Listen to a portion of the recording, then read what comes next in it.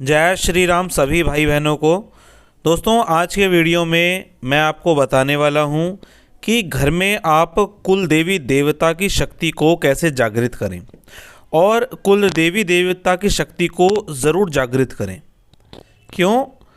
क्योंकि जो भाई बहन प्रेत बाधा से, तंत्र मंत्र यंत्र बाधा से जूझ रहे हैं, उनके घर में कुल देवी देवता की शक्ति का जागृत होना बहुत ज़रूरी है। भाई, आपके घर में पितरों की शक्ति और कुल देवी देवता की शक्ति जागृत नहीं है, तभी तो आपको समस्या हो गई। चलो मान लेते हैं कि समस्या हो गई और ठीक नहीं हो रही, तो ये समझ लीजिए कि भाई जागृत नहीं है, दोनों ही जागृत नहीं है। क्योंकि अगर ये जागृत होते तो या तो ये समस्या को होने ही ना देते, और मान लेते हैं किसी आपका पाला पड़ गया था किसी तांत्रिक से, तो दिक्कत हो भी गई तो दिक्कत अंडर कंट्रोल तो हो जाती। वो आपको ये संकेत तो दे देते कि भाई ये काम कर लो, आप यहाँ चले जाओ या इस तरीके से पूजा कर लो। तो जागृत नहीं है। कैसे जागृत करनी है, इसी पर हम बात करने वाले हैं। कुछ लक्षण मैं बता देता हूँ जिससे आपको पता चल जाएगा कि ये शक्ति आपके घर में जागृत नहीं है। एक तो क्या होगा, आपके घर में वंश की वृद्धि नहीं होगी, कुल की वृद्धि नहीं होगी, यानी कि आपके घर परिवार में किसी भी बच्चे का जन्म नहीं होगा, या किसी ऐसे बच्चे का जन्म हो जाएगा, चाहे वो संतान कन्या हो या पुरुष हो, बेटा हो या बेटी हो, उससे फ़र्क नहीं पड़ता, लेकिन ऐसी एक संतान का जन्म हो जाएगा जिसे देख के आपको लगेगा कि ये पैदा ही क्यों हुआ या पैदा ही क्यों हुई, इससे अच्छा तो ना होती। मतलब आपकी परेशानियों का कारण, जीवन में कोई पूछे कि समस्या क्या है, तो पता चलेगा कि सबसे बड़ी समस्या इस व्यक्ति की संतान है। तो संतान से उस व्यक्ति को बहुत समस्या होती है। तो मान कर चलिए कि आपके जो कुल देवी देवता हैं वो आपसे रुष्ट चल रहे हैं।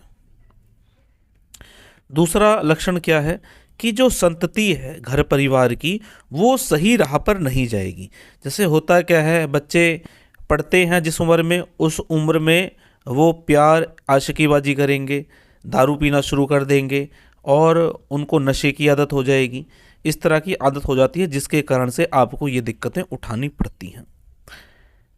मेरे अनुभव में मैंने देखा है कि बच्चे छोटी उम्र में ही परिवार के लोगों पर हाथ उठा देते हैं जो उनके माता पिता होते हैं।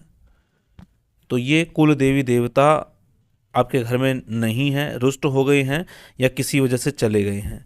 भाई, आपके जो पूर्वज जब किसी की पूजा करते आए थे, तो अगर आप उनकी पूजा नहीं करेंगे तो घर में तो दिक्कत होगी।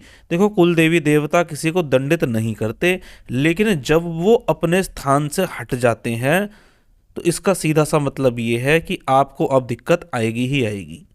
क्योंकि जिस घर में अच्छी शक्तियों का वास नहीं होता, वहाँ बुरी शक्तियों का वास स्वतः ही होने लग जाता है। क्योंकि नकारात्मक ऊर्जा बहुत दूर से ही भांप लेती है कि इस व्यक्ति के घर में किसी भी चीज़ का साथ नहीं है और कहीं से भी इनको प्रोटेक्शन प्राप्त नहीं हो रही है। तो ये ऐसे मान के चलिए कि आपके घर के डीएनए हैं, पितृ और कुल देवी देवता आपके घर के डीएनए हैं।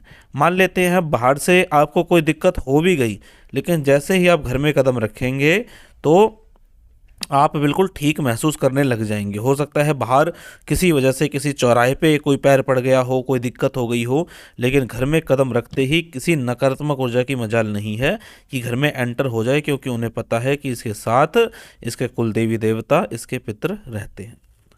तो ये होती है कुल देवी देवता की शक्ति। और आपका जो कुल होगा, आपका जो खानदान होगा, जो परिवार होगा, इन लोगों में सामंजस्य नहीं होगा।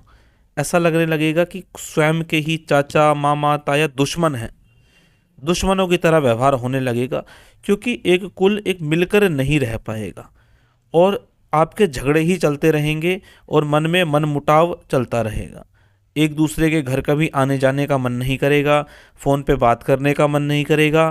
किसी और के बच्चे, आपके सगे भाई बहन के ही बच्चे जब तरक्की करेंगे तो आपको दुख होने लगेगा या ईर्ष्या होने लगेगी। तो इस प्रकार की भावनाएं आ रही हैं, तो समझ लीजिए अच्छी शक्तियां तो घर में से चली गई, अब ये बुरी शक्तियों का वास हो गया है या होने ही वाला है। अब हम बात करते हैं भाई जागृत करने के बारे में कि जागृत कैसे करना है। आपका मंदिर चाहे किसी भी दिशा में हो, आज के वीडियो में मैं आपको इस फेर में नहीं डालूंगा कि भाई आपका मंदिर कहाँ है। अब जहाँ आपने घर बना लिया, क्या वास्तु है उसका, उसको बदलना संभव नहीं है। आपका मंदिर जहाँ भी है, आप अपने कुल देवी देवता के नाम की एक मुखी जोत जलाइए या एक खड़ी जोत जलाइए, और आप ये प्रार्थना करिए कि मुझे ये नहीं पता कि मेरी कुल देवी है या कुल देवता है, मुझे ये भी नहीं पता। मैं अपना नाम लो, अगर गोत्र पता है तो गोत्र बोलो, नहीं तो स्थान बोलो। बोलो भाई मेरा नाम ये है और मैं ये जोत जला रहा हूँ या जला रही हूँ, और मैं अपने कुल देवी या कुल देवता, हमारे परिवार के जो भी हैं, उनसे प्रार्थना करती हूँ कि स्वप्न के माध्यम से, किसी व्यक्ति के माध्यम से, किसी घटना के माध्यम से, प्रत्यक्ष या अप्रत्यक्ष माध्यम से आप हमें बता दें कि कौन हमारे कुल देवी देवता हैं।